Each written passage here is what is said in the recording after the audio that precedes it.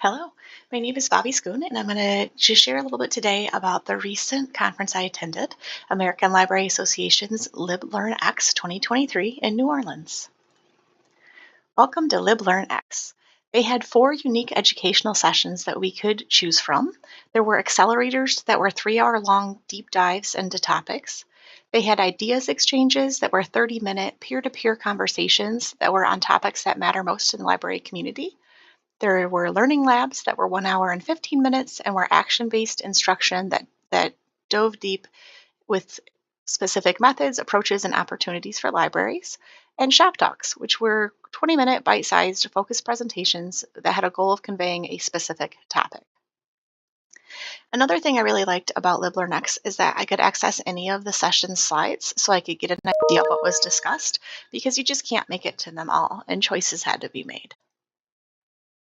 The opening session was a talk from Ibram Kendi and Nick Stone on their book that was just released, How to Be a Young Anti-Racist. This was a really great look into the process that they had, working together and combining thoughts to build this book. And it also really just portrayed how hopeful and excited they were about the power of our youth and on what they can do in the future for us. And just a reminder that everybody has a little bit of healing and unformatting to do, and that a little bit of work to do on our own biases. And they talked a little bit about change making, which is a topic in the book. So that was really interesting and neat to see how they work together and how their personalities were so different, but ended up being like a beautiful product because of the way that they worked together and trusted each other. The first session I attended was called Critical Hit. It was a tabletop gaming in the library. This was basically an overview of hosting D&D or any other kind of tabletop game at the library. And my main takeaways for it were to just make sure that you're flexible based on who shows up and who's in the group, to limit the size so that there's time for everybody to have turns and have fun. For them, it was ideally 4 to 6 players, that you plan that the event will be 60 to 90 minutes. I know that it could run over, and then it was always best to do a campaign or a game that was inclusive to the day. So it ended the same day that you started it. So if next time it's different people that come, they're not trying to figure out what to do with the person who didn't make it or fit in someone new. So that you try to make those like one shots, all at once, you get it done.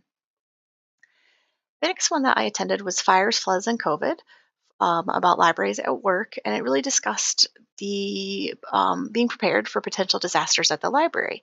So part of that was the preparation stage, that is important to consider what types of disasters could happen at your library, and then you can plan for them. So for us in Michigan, we're probably not likely to see a hurricane, but we could see a tornado or a snowstorm or something like that.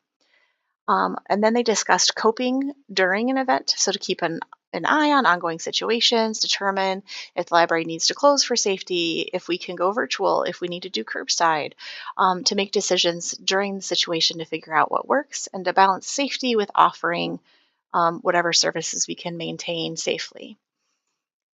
And then respond. So prioritize making sure that you and your loved ones are safe, and then you can get to the business of making sure the library is restored and functional again if the library was damaged during whatever the disaster was. I then attended That All May Read, Resources for Your Print Disabled Community. And this session gave an overview of the talking book and braille libraries that are available in every state. And so this was really neat I'd heard of it before, but never really dove into what it was. So really neat to understand that our library can work with our patrons to get them items that they need, if they need braille books or talking books, and that's stories and the devices they need to listen to them.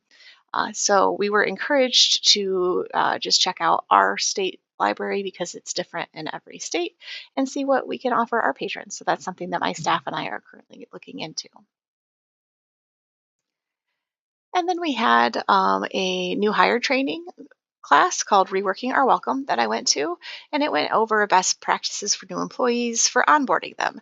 And they broke down that there are 3 main focuses for training. Initially began with like Library 101, basic library things that people may or may not know if they'd worked in a library before, customer service and technology. And they discussed like the challenges with having enough time and balancing getting people out with worker shortages and getting them trained well, and how they address some of those issues, and how they incorporate EDI into training so that if there's photos, you make sure it's inclusive, and just to be aware of those kind of things all the way through so that you can make sure that you're attracting and keeping diverse employees, which is what we want. So then I was able to actually sit in on the live recording of the Reading Culture podcast. They interviewed L&O, and it was discussed that we need diverse books. And so the podcasting ideas, of course, always like something that we think about here. And so to sit in on a live recording of a podcast was really neat to see how they handled that. But also, like the content of this was really good. If you're into podcasts, it's one that was really neat. And they really just broke down L&O's her upbringing and her love of books and her um, understanding that we really need to have books that represent everybody.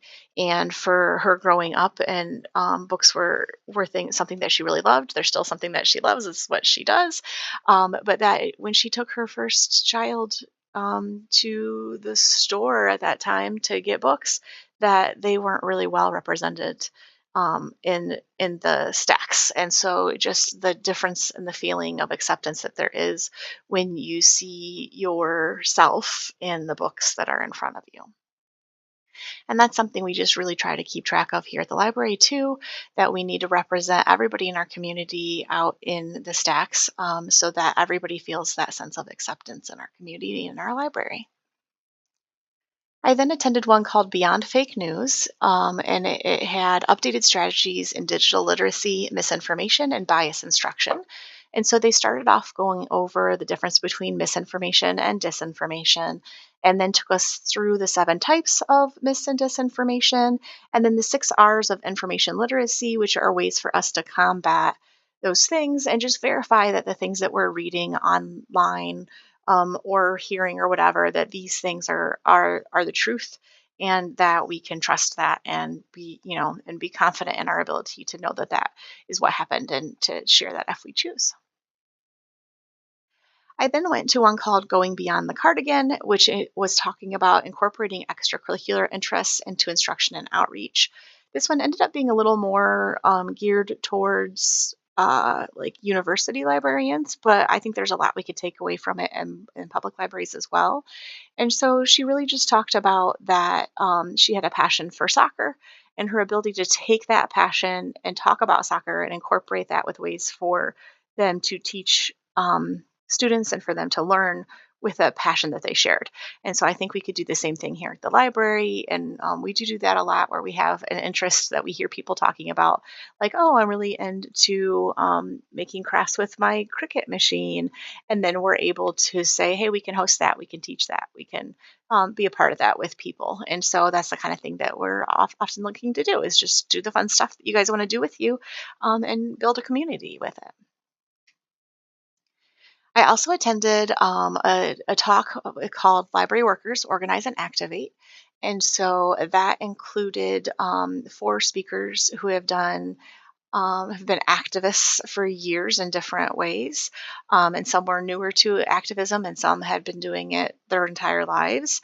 And we had a couple of moderators, the current ALA president and the ALA president elect. And it was just really neat to hear their stories and to feel kinship with other librarians all across the country who are just working really hard to serve the people that are in their communities and sometimes even outside of their communities, and to remember that we're not alone in that, and that we get to just take heart and be so excited and reinvigorated to say, like, yes, we care about the people that we serve, and we're not alone. So it was really a cool thing. My main takeaways from this were there's always a lot to learn, and there's always ways that we can grow and serve our community better. And so I love getting a peek at how other libraries are doing things. So you can say, hey, we do that. That's awesome. We're on target there, or here's something that we can do better. And just to challenge myself and my staff to be able to move forward and serve our community to the best of our abilities. Thank you so much for listening to my talk here about what I learned at the LibLearnX event. And I look forward to putting some of these thoughts and experiences and some of this education into work so that I can share that with the community I serve with you guys. Thank you.